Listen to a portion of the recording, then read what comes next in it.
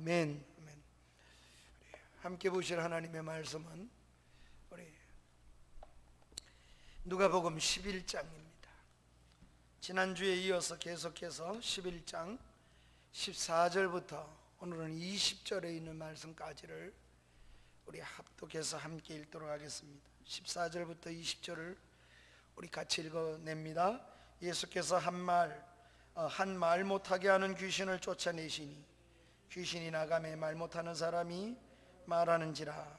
무리들이 놀랍게 여겼으나 그 중에 더러는 말하기를 그가 귀신의 왕 바알세부를 힘입어 귀신을 쫓아낸다 하고, 또 더러는 예수를 시험하여 하늘로부터 오는 표적을 구하니 예수께서 그들의 생각을 아시고 이르시되, 스스로 분쟁하는 나라마다 황폐하여지며 스스로 분쟁하는 집은 무너지느니라. 너희 말이 내가 바알세부를 힘입어 귀신을 쫓아낸다 하니, 만일 사단이 스스로 분쟁하면 그의 나라가 어떻게 서겠느냐? 내가 바알세부를 힘입어 귀신을 쫓아내면 너희 아들들은 누구를 힘입어 쫓아내느냐? 그러므로 그들이 너희 재판관이 되리라. 그러나 내가 만일 하나님의 손을 힘입어 귀신을 쫓아낸다면 하나님의 나라가 이미 너희에게 임하였느니라. 아멘. 아멘. 오늘 우리가 함께 생각하는 말씀은 예수님께서 귀신 들려서 말을 못하고 말 못하는 귀신이 들려서 있는 한 사람을 고쳐주신 사건을 중심으로 해서 말 못하게 하는 귀신을 쫓아냅시다 하는 마음으로 제목을 정하고 함께 생각해 보려고 합니다. 귀신은 다양하게 역사했습니다.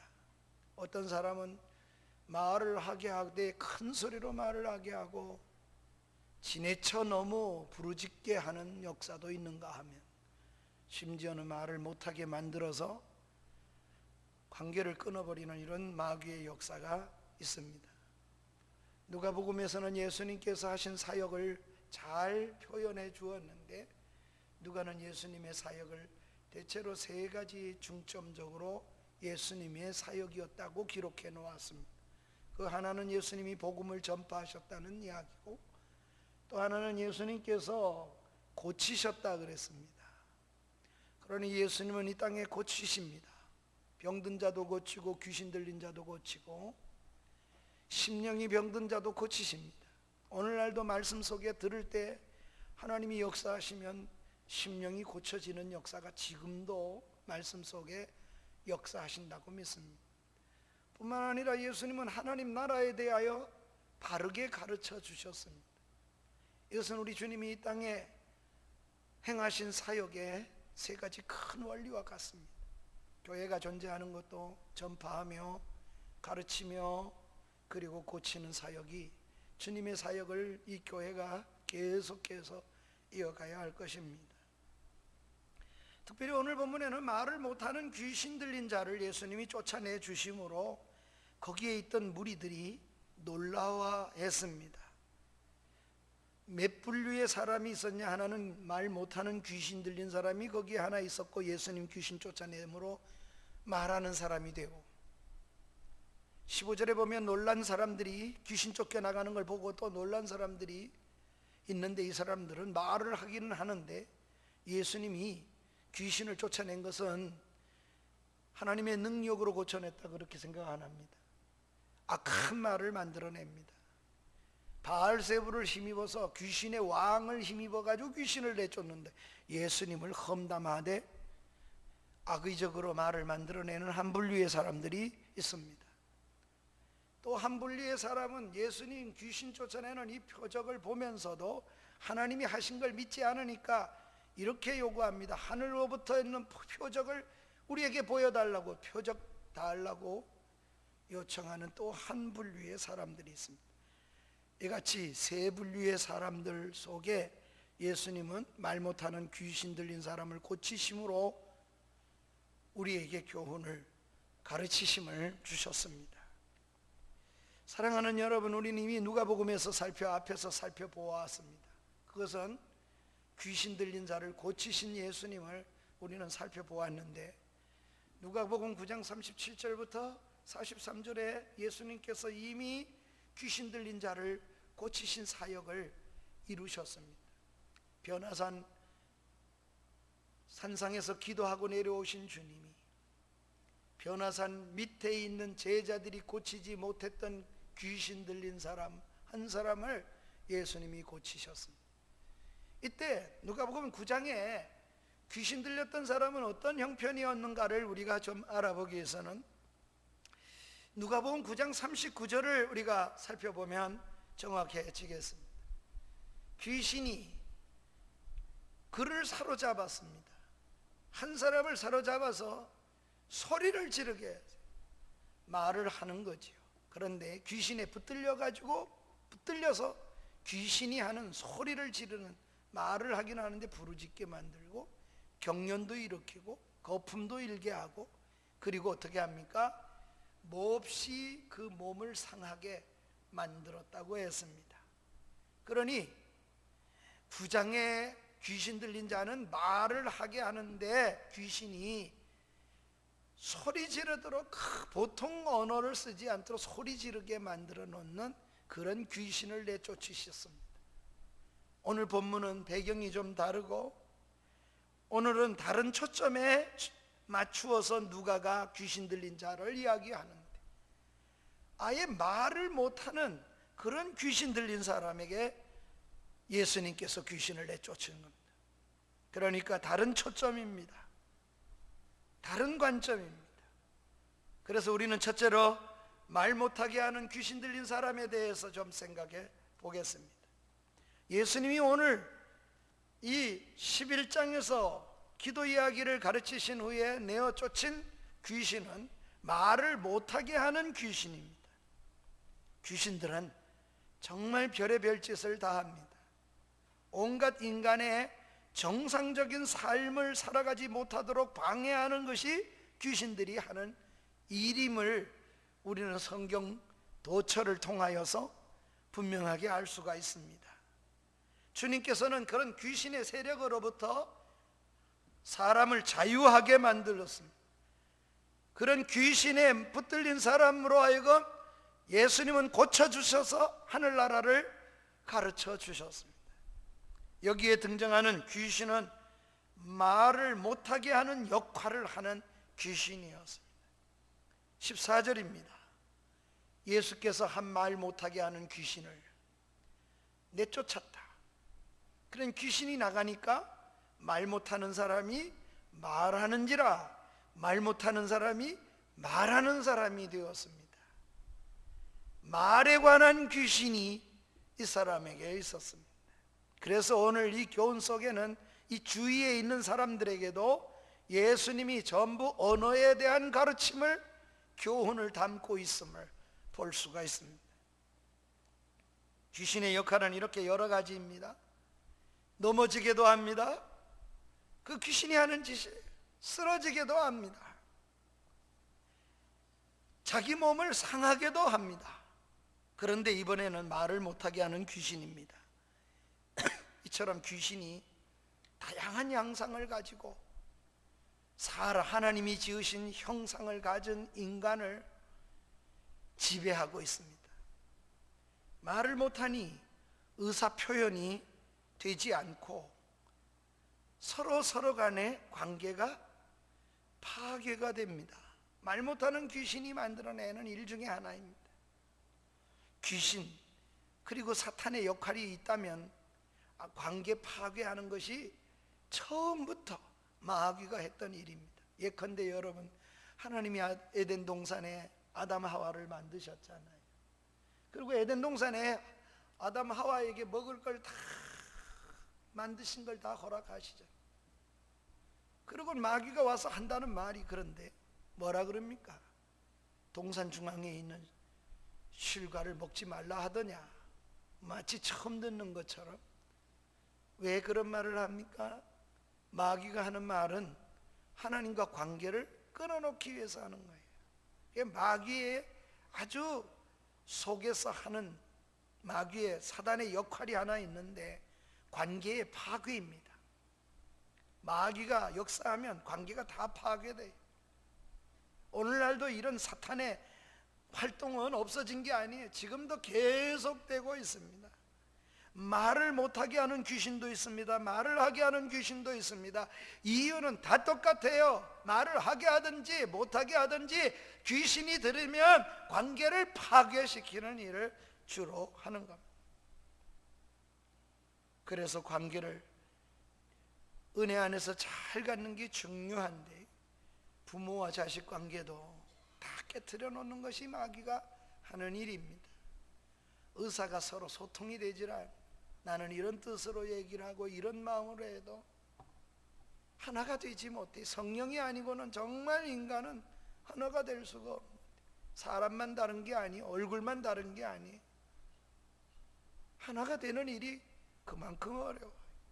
그래서 예수님은 이 땅에 하나가 되게 하시려고 오셨다 그랬어요. 성령도 우리를 하나 되게 하신다 그래요. 부모와 자식 관계만이 그렇습니까? 부부 관계도 그저 깨트려 놓습니다. 직장에 가면 직장 상사와 일하는 관계도 다 깨지게 만들어요. 이웃과의 관계도 마찬가지입니다. 원수된 사람에게는 하나님은 화해시키고 풀어지도록 하나님의 관계를 만들어가는 성령님이 역사하시면, 그런데 원수와의 관계가 더 원수되게 하고 더 막히는 역사를 만들어내는 게 마귀가 하는 일입니다. 따라서 오늘 우리는 이런 관계를 깨지게 하는 모든 배후에는 귀신의 역사가 있는 것이다, 사단의 역사라 생각하시면 틀림없습니다. 그러면 오늘날 현대의 귀신의 의미가 무엇일까요? 귀신의 두 번째로 현대적 의미를 좀 한번 생각해 보십시오. 현대적 의미에서 말 못하게 하는 귀신의 이야기를 주님이 왜 하셨을까? 이 말 못하게 하고, 9장에서는 말을 하는데 소리를 지르게 하고, 소위 말하면 말을 하는데 소리 지르게 하든지 말 못하게 하든지 다 말과 관계된 역사가 주로 귀신 속에서 누가복음 2번째에 나타나는 특징적인 모습이에요. 못된 말을 하게 합니다. 자기 욕심대로 하는 말만 쏟아내게 합니다. 관계를 다 끊어놓는 말만 하게 하는, 귀신을 쫓아낸 후에 뒤에 등장하는 사람들을 보십시다. 주님을 회방하는 자들이 있습니다.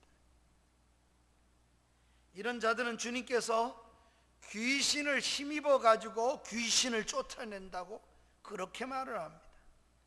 그 놀라운 역사를 눈으로 목도하면서 그 자리에 있으면서도 오히려 그 놀라움을 함께 기뻐하고, 그 사람이 정상이 된 걸 보고 함께 감사하고, 이게 먼저 돼야 되는데 그러지 않습니다. 거기에 관심이 없어요. 그리고 오로지 그 초점을 예수님에게 맞추어서 회방하는 말을 합니다. 15절에 보면 그 중에 더러는 뭐라고 말을 합니까? 예수님을 고쳐서 이렇게 했더니 하는 말이 귀신의 왕 바알세불을 힘입어 가지고 저렇게 쫓아낸다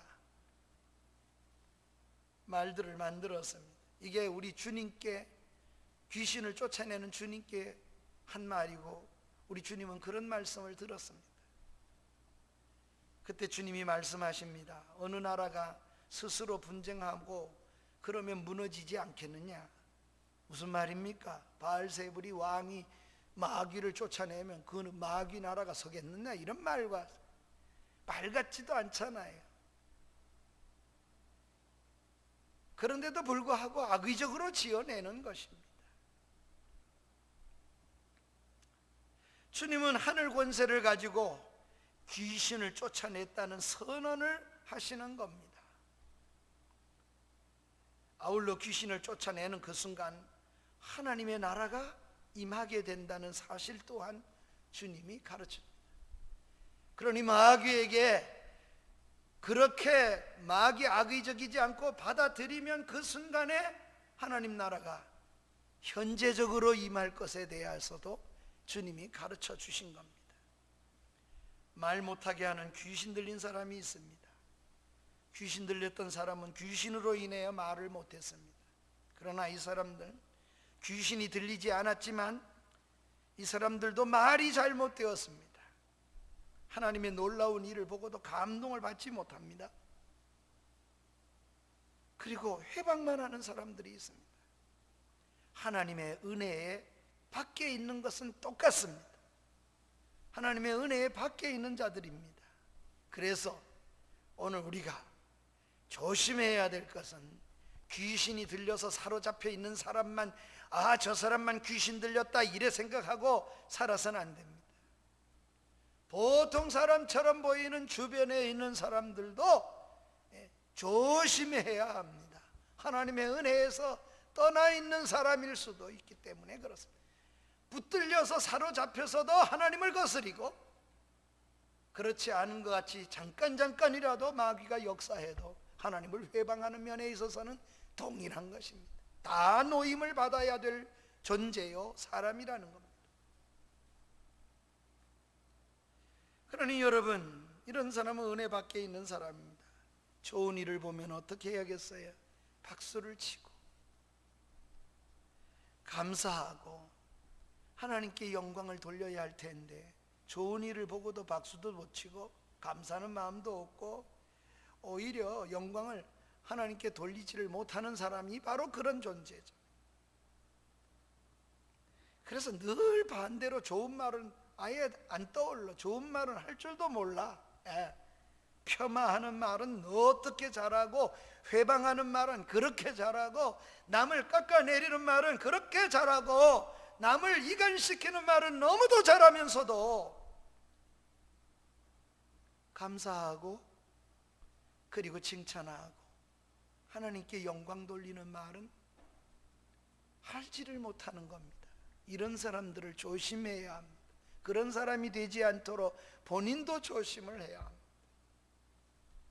이렇게 생각이, 이런 관계 속에 귀신 들린 사람만이 그런 게 아니고 귀신이 역사하는 그 사람 주변에 있는 사람들도 그와 같은 존재에 별로 다르지 않음을 주님이 언급하시는 것.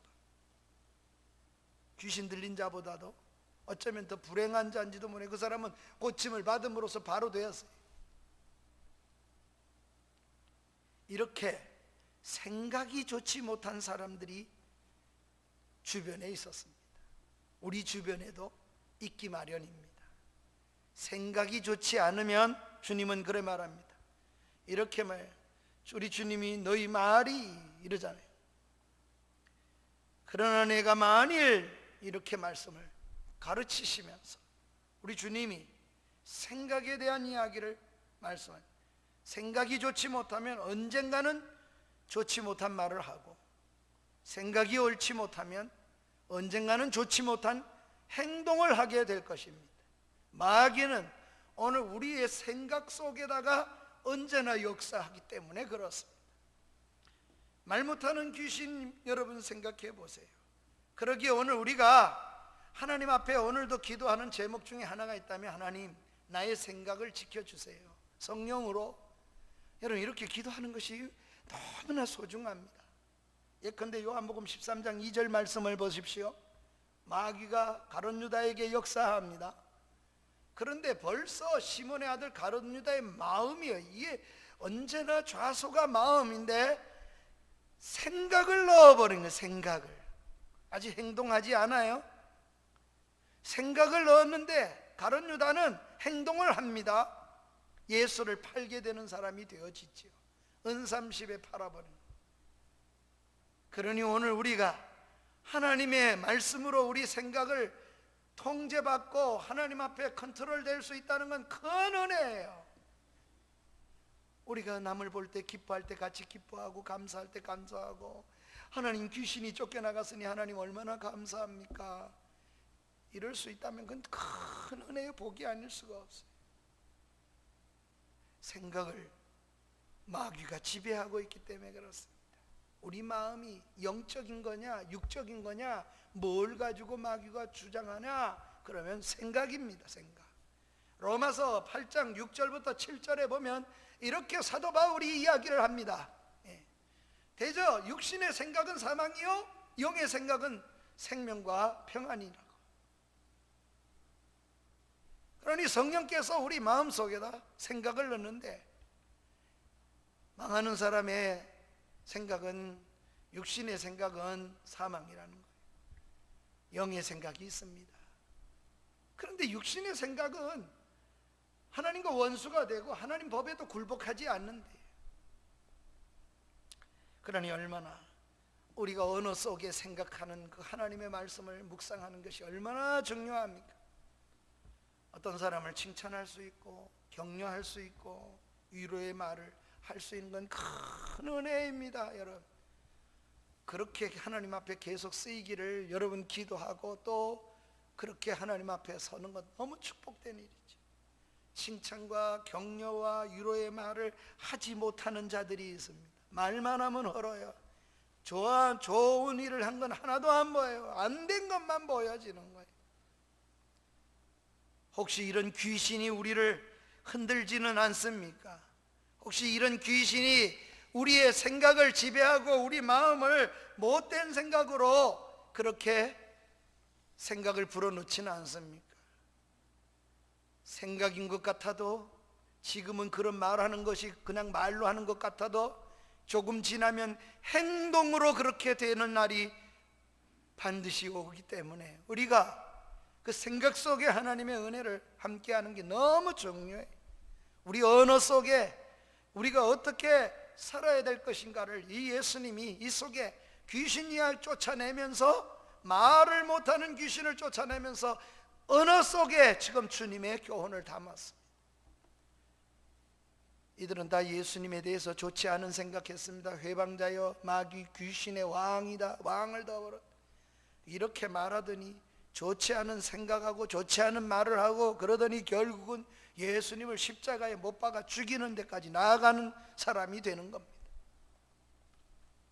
그래서 성령 충만함을 입어야겠습니다. 성령을 받아야 합니다. 성령이 임하면 우리는 다른 말을 하기 시작하고, 성령이 임하면 하나님께서 우리 속에, 언어 속에 분명히 변화를 주십니다. 사도행전 2장에 보면 성령이 임하시는 그때 가장 우리 육체 중에 특징 지어지는 것 하나, 변화를 이야기해요. 사도행전은 28장 중에 가장 강력하게 계속해서 말하는 게 뭡니까? 우리의 언어를 성령께서 주관하신다는 거예요.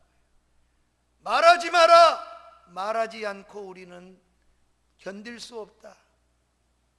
하지 마라, 우리는 말하겠다. 이게 말에 대한 이야기가 28장까지 나와요. 계속해서 기도하며 말하지. 왜 그렇습니까? 성령께서 임하셨을 때에 나타나는 모든 은혜 중에, 은사 중에 거기에 모인 사람이 어떠하든지, 메대인, 바대인, 흑인, 백인, 황색인이든 색깔이 어떻든 간에 다 달라도 동일하게 그 자리에 있었던 사람들이 성령의 은혜 중에 공통적으로 나타난 은혜 있습니다. 성령이 그렇게 하시. 사도행전 2장 4절 말씀에 보면 성령이 거기에 충만하게 임했을 때 거기 있는 모든 무리가 다 성령의 충만함을 받고 성령이 말하게 하심을 따라 말하게 되는 거예요. 이게 성령이 오신 후에 나타나는 특징 중에 하나예요. 9절에 11절에 내려가면 성령이 하나님의 큰 일을 말함을 우리가 듣는도다. 거기 있는 다른 외곽지의 사람들은, 믿지 않는 사람들은 그 말이 하나님의 큰 일을, 성령이 다 하나님의 큰 일을 말하게 만드는 거예요. 그러나 성령 충만을 받은 그들이 말하게 하심을 따라 다른 언어로 말하기 시작하니라. 이게 2장 4절에 언어에 대한 역사가 성령께서 나타난, 물론 불이 비치는 것도 있고 바람 소리 같은 것도 있고 눈에 나타나는 것이지만 모든 사람에게 공통적인 것. 사랑하는 여러분, 성령께서 여러분의 언어를 다스려 주시기를 축복합니다. 우리의 언어 속에 축복하는 말과 또 감사하는 말과 그 모든 걸 일어나면 같이 기뻐하며 영광을 하나님께 돌리는 그런 은혜가 있기를 바랍니다. 원망과 불평과 쏟아놓는, 회방하는 말을 쏟아놓는 것이 아니라 귀신이 쫓겨나가고 말 못하는 사람이 말하게 됐으니 얼마나 기쁜 일이요. 저 사람 놓인 걸 기뻐하고 영광을 돌리고 능력이 나타났으면 함께해야 될 터인데 그러지를 않습니다. 하나님의 은혜가 임하면 덕스럽고 은혜로운 말을 하게 됩니다. 감사가 있고 찬송이 있습니다. 그리고 하나님께서 기뻐하실 믿음의 말을 쏟아놓고 하나님께 영광을 돌리지요. 여러분, 이처럼 하나님이 기뻐하실 믿음의 말을 못할 바에는 차라리 말을 하지 못하게 되는 것이 훨씬 더 좋습니다. 그것이 성경이 가르치는 오늘 본문 메시지이기도 한 것입니다. 나의 말은 어떻습니까? 내 말을 누가 하고 있는 것은 아닐까요? 여러분의 말이 내가 하고 싶지 않은데 난 자꾸 왜 저주의 말을 하고 혹시나 그렇게 계속 말하며 살아가고 있지는 않습니까? 여러분의 말을 정말 내가 하는 말을 합니까? 혹시 귀신이 말하는 걸 말하는 대로 그렇게 말하고 살고 있지는 않습니까? 좋은 말을 하게 하는 귀신은 없습니다. 좋은 말을 하게 하는 것은 오로지 성령만 그렇게, 하나님만 그렇게 하실 것입니다. 하나님은 모든 만물을 지으시고도 하나님 보시기에 좋았더래. 하나님은 그렇게 하시. 그러니 오늘 우리가 사단에게 내가 속하여 이끌림을 받는 사람은 아닌가 돌아보시고 성령의 은혜를 갈구하시는, 성령의 이끌림을 받는, 성령이 말하게 하심을 따라 다른 언어로 말하기를 시작하는 이런 은혜가 우리 속에 있어지기를 주의 이름으로 축원합니다. 그러면 벌써 하나님 나라가 거기에 임했다는 거예요. 그래서 세 번째, 우리는 예수님의 가르침인 이미 임한 하나님의 나라를 마지막으로 좀 생각해 보십시다. 이런 예수님의 하신 아름다운 일을 놓고도 못된 말을 하는 자들을 비유를 들어서 예수님께서 책망하셨습니다. 그것이 오늘 본문 17절과 18절과 19절입니다. 예수님은, 한번 따라하세요. 예수님은 그들의 생각을 아시고, 그들이 뭘로 지금 이렇게 회방하는 줄 아세요? 그들의 생각이에요. 그래서 예수님께서 가르침도 그렇게 말씀하시는 겁니다. 분쟁하는 나라가 어떻게 서겠냐? 그런 나라는 다 황폐하느니라.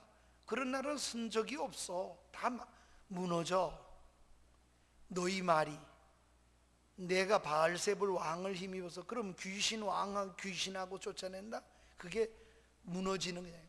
그러니 지금 뭔 말을 하는지도 이 사람들은 회방하는 말을 지어내서 할 뿐이지 자기가 하는 말에서도 모순인지도 몰라요. 우리 주님은 그 부분을 가르쳐 주셨습니다. 비유의 결론이 무엇입니까? 20절이 그 비유의 결론입니다. 20절은 우리 한번 같이 읽겠습니다. 시작. 그러나 내가 만일 하나님의 손을 힘입어 귀신을 쫓아낸다면 하나님 나라가 이미 너희에게 임하였느니라. 아, 예수님 어떻게 저렇게 귀신을 쫓아내셨을까? 야, 감사하다. 저 사람 고쳤구나. 기뻐하고 하나님께 영광을 돌리고 하나님이 하셨구나. 벌써 이 사람은 하나님 나라가 거기에 임했다. 하나님이 하셨다고, 예수님을 통해서 하나님이 하셨다고 믿고 말하는 그 순간에 거기에 하나님 나라가 이미 임했다. 주님이 귀신을 쫓아내신 것이 하나님을 보여주는 표적이라고 말씀하는 겁니다. 표적 보여주세요. 하늘로부터 오는 표적 말입니다. 지금 예수님은 그것이 하늘로부터 오는 표적이라고 말씀하고 있는 겁니다. 왜 그렇습니까? 하나님의 나라는, 한번 따라하세요. 하나님 나라는 귀신이 있다 없다? 귀신이 없다. 하나님 나라는 귀신이 없어요. 이 땅에 있을 뿐입니다. 주님은 하나님 나라가 임하는, 귀신을 쫓아내는 것이 하나님 나라가 임하는 것이라는, 벌써 임재했다는 거예요. 이 세상에서도 귀신으로 상징되는 사단의 못된 일들을 제어하면 하나님 나라가 성취되는 것입니다. 여러분, 이런 귀신의 문제를 해결하니 하나님 나라가 이루어집니다. 바로 이 하나님 나라를 위하여 예수님이 오셨어요.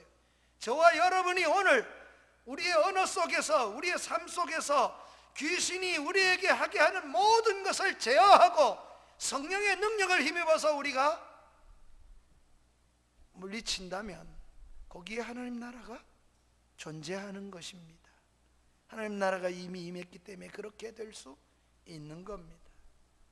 하나님 나라의 강력한 방해 세력이 사단이고, 그리고 그 부리는 영이 바로 귀신들이기 때문에 그렇습니다.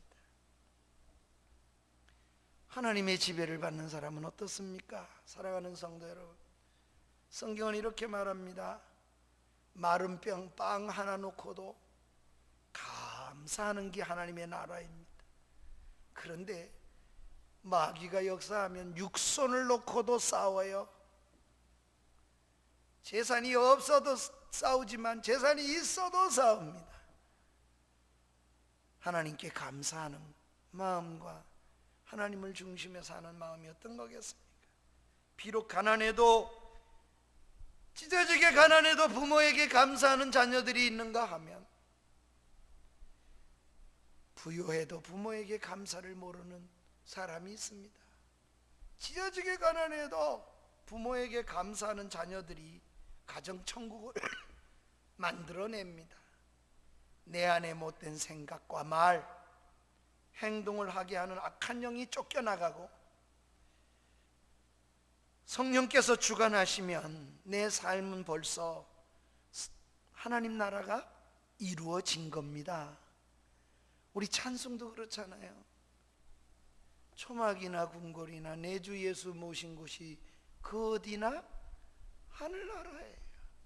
지금은 여기서 이미 임한 하나님 나라를 조금 맛보지만 우리는 장차 영원히 귀신이 없는 나라에, 완벽한 하늘 나라에, 이미 이루어진 완성된 나라에 우리가 임하게 될 것입니다.